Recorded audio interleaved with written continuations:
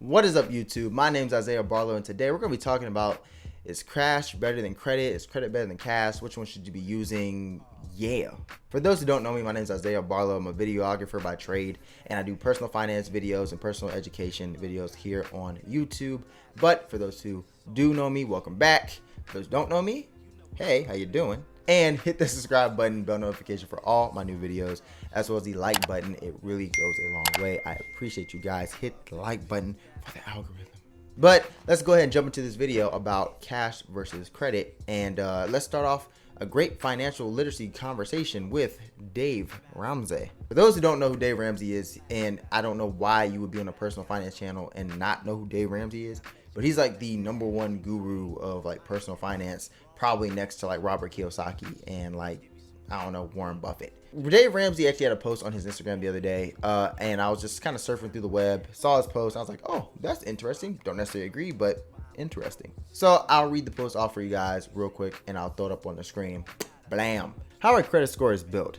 You go into debt and pay payments so that your credit score goes up, so you can go into more debt, so you can pay more payments so that your credit score goes up. Sounds like a good deal if you're the bank. Having a high credit score is not the way to win financially. Debt is dumb, cash is king.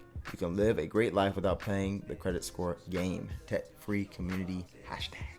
So to start this video, yes, I agree a lot with Dave Ramsey. Playing this credit score game is kind of wonky and weird, and I get his point of saying, like, you know, you're just kind of going into debt to get a credit score, to go into debt again to get more credit score, etc., and cash is king, as we read at the very bottom, and it's a debt-free community. Hooray! However, I think he kind of simplified that conversation very much so, and missed a couple of great points when it comes to credit building and why you should actually build your credit, and why, yes, cash is king.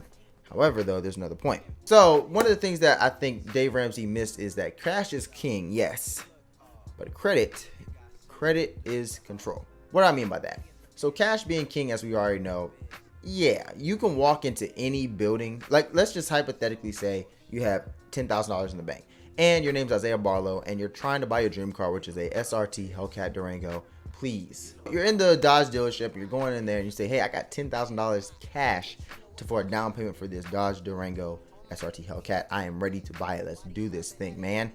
And they say, okay, Mr. Barlow, thank you so much for this $10,000, because they saw 10 grand. They are not going to walk away from 10 grand in cash. They want that money. However, Mr. Barlow, you also have a, well, 580 credit score, right? It's not a good credit score. Not very strong for me to get a great loan on a car. And so I go to all my credit unions. They reject me and whatever. So I got to now go to the all coveted profitable credit stations where like Capital One or Chase or wherever. And they offer me a loan basically averaging out about $1,200 a month, right? So that's very painful. If I had an 800 credit score though, my payment with that $10,000 of down payment would probably round out to about $1,000. So I'm saving $200 a month, all because my credit score lowered my interest rate. See, cash is king. You can go into any institution, any place, and offer them cash.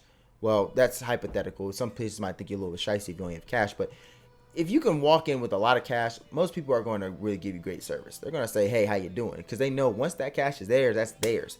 Once you dump your cash into any thing or place, whatever, well, it's untraceable. It's theirs now. They got the cash. Credit is control, because credit controls where you can use that cash, or how much cash you spend, or how much cash you don't spend.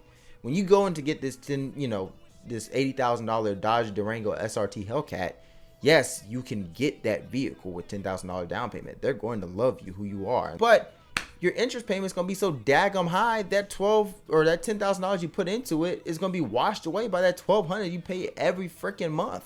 Okay, so cash is king, yes, but credit is also there to control that cash. To elaborate just a little bit more, when it comes to building a credit score, and by the way, I had a whole video on making an 800 credit score. Check that out. I'll leave a card somewhere around here. But when it comes to creating a credit score, you shouldn't see this as just building debt on debt on debt. It should really be playing a game that's smart and strategic, that actually uses smart financial ideals rather than just racking up points on a credit card because you want to travel the next year, or just racking up debt on a credit card because you want to build a credit score, but you didn't realize that going past 30% of your limit actually deletes your credit score and depletes it for real. So yeah, you might want to be really smart and strategic on your credit cards. Dave Ramsey kind of simplified this conversation to basically say that, hey, you shouldn't play this credit card game, but the credit card game is not for those who are wealthy already. It's not for those who are sitting on a boatloads of cash. The credit card game is for those who don't sit on a lot of cash, who are trying to use it as a system of wealth, not necessarily a wealth builder, because let me just be honest, y'all, credit scores don't build wealth. But what builds wealth is the system you can use your credit for. You can use your credit to go to a business, bank, and basically if you had your own business like I do, you can get a business loan that's maybe at a better interest rate and a better loan than maybe most. You can also use your credit score to hedge your bets when coming to get a job, because sometimes when it comes to a job, they will run your credit depending on the situation. They might not, but some run your credit score. And let me just be honest to all my millennials and young folk out there who are like me, whatever. A credit score is going to be used also to get your car, because mind you, all of us are probably buying new cars right now, or maybe getting our first car or whatever. All of us are doing that. 2, get an apartment. All of us are getting our first apartment and or house. And it can also be used to buy your house as well, and also be at your job. So the credit score is going to be revolving more and more on the human life as we continue to progress through life itself. And that credit score should then be used to be a system of wealth, not a wealth generator, but as a system for your wealth, for your business, for your everyday life, for your travel, for whatever. That should be your credit score. So Dave Ramsey, I agree with you, man. I love you. You are one of the greatest financial gurus, and I would also love to know if you ever watch this video. That'd be dope. But at the same time, I disagree to some degree. A credit score is great for system of wealth. It's not great for making wealth. You don't got to make wealth with a credit score, but it's a system of wealth that you can use and leverage for your business and finances. And that's my video. Anyways, you guys, thank you guys for watching this video. I hope you guys took these things to heart and will continue to build your credit. If you guys didn't watch my last video, check it out. And stay tuned for all my new videos. I'm on here as much as I can be. So, I love you guys. See you guys in the next one. Peace.